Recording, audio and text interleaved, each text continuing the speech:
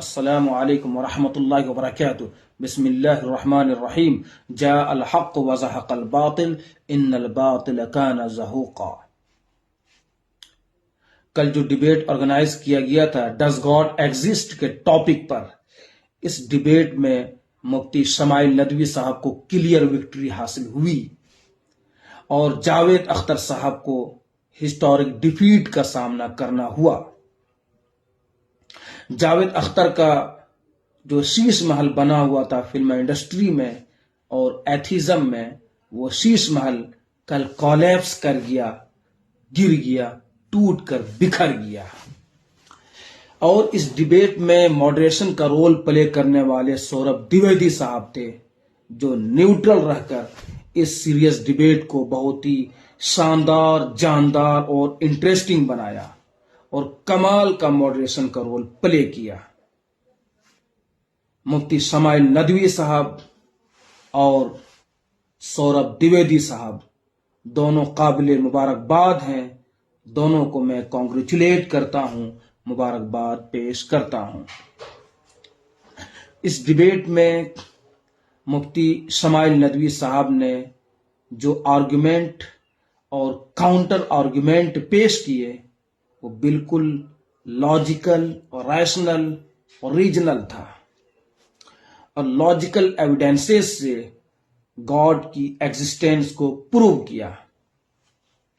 اپنے آرگومنٹ میں کسی ریویلڈ بک یا ریلیجیس اسکرپچر کا حوالہ نہیں دیا، بالکل لاجک پر بیسڈ تھا۔ جبکہ جاوید اختر صاحب جو ٹاپک تھا ڈز گاڈ ایگزسٹ، اس ٹاپک سے وہ ڈائیورٹ ہوتے دکھے اور پورے ڈیبیٹ میں وہ تھر تھراتے اور کانپتے دکھے، بالکل وہ شاکڈ اور کنفیوز تھا۔ فَبُہِتَ الَّذِي كَفَرَ، جس طرح نمرود لاجواب ہونے کے بعد اپنے پاور کا یوز کیا تھا، اسی طرح جاوید اختر صاحب جب یہ لاجواب ہو گئے، اس کے پاس کوئی آرگومنٹ نہیں، کوئی ایویڈنسز نہیں بچا، پھر اس نے ایموشنل کارڈ کھیلا۔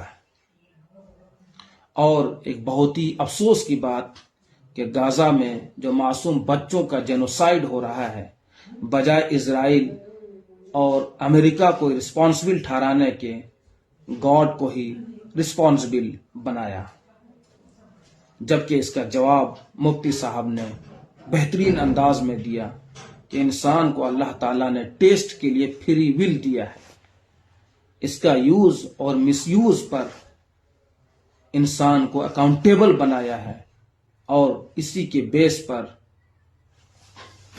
آخرت میں ریوارڈ یا پنشمنٹ ملنا ہے۔ تو اسرائیل اور امریکہ اس فری ول کے مس یوز پر وہ یہ جینوسائیڈ کر رہا ہے، اس کا رسپانسبل گاڈ نہیں بلکہ اسرائیل اور امریکہ ہے۔ بہرحال یہ ڈیبیٹ بہت ہی انٹرسٹنگ تھا اور مفتی صاحب کو کلیئر وکٹری حاصل ہوئی اور جاوید اختر کو ہسٹورک ڈیفیٹ کا سامنا کرنا